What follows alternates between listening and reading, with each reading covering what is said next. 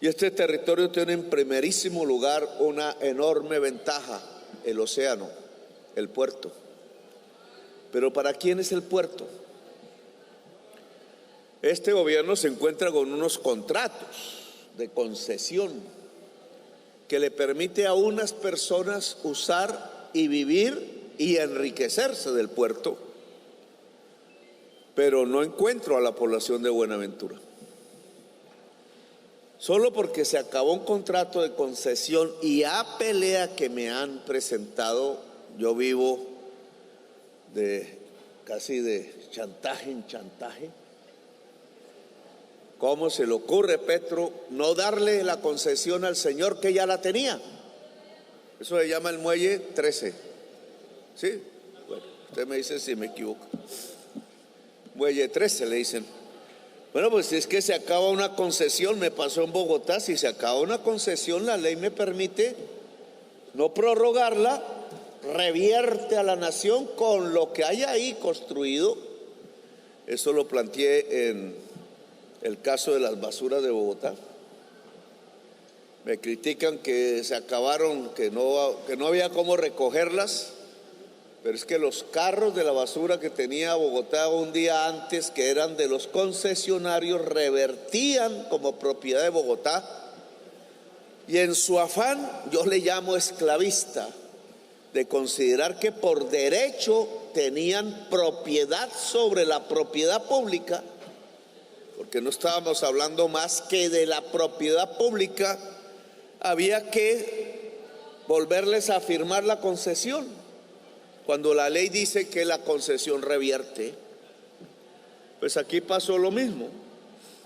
Una concesión de un pedazo del puerto revirtió porque se acabó el contrato.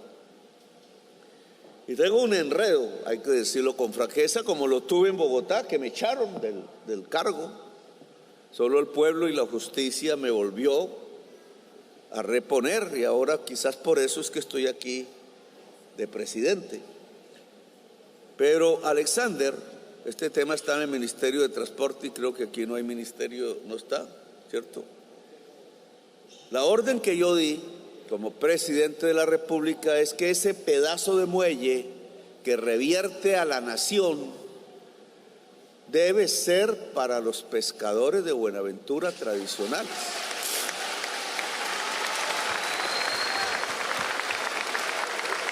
Ahí sale una lucha, porque entonces dicen, ¿y cómo se le ocurre entregárselo a esas personas que no saben manejar un muelle?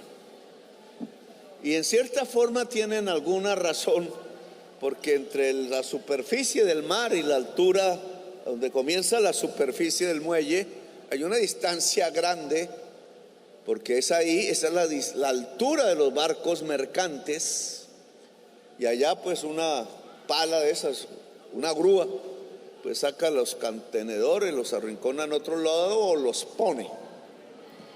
Y un pescador tiene una barquita, tiene una canoa, y obviamente eso no llega sino a 60 centímetros de la superficie. Entonces le dicen a uno, ¿entonces cómo va a alzar el pez para allá? Aunque se podría, porque esa tecnología también existe.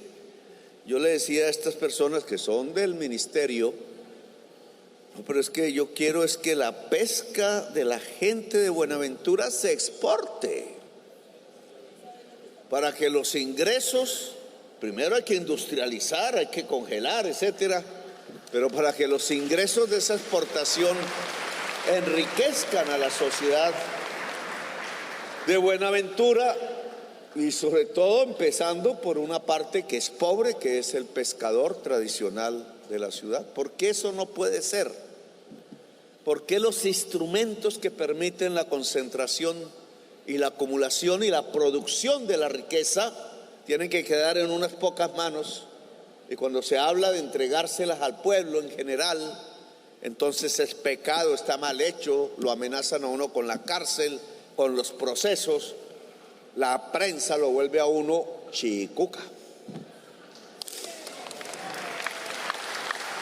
Pues es porque estamos haciendo esto por primera vez, porque no había costumbre que los gobiernos de Colombia pensaran en la gente humilde, y todo consistía en presentar proyectos de ley que siempre, y estuve 20 años en el Congreso, siempre era para beneficiar a un grupo minoritario de personas.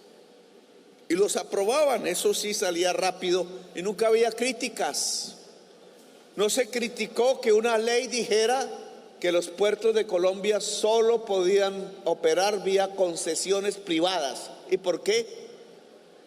¿Y por qué no podían estar los campesinos y los trabajadores y las gentes? ¿Y por qué no podían estar las juntas de acción comunal? No, porque los querían para un grupo pulpito de familias que incluso tenían entre sus familiares senadores y congresistas.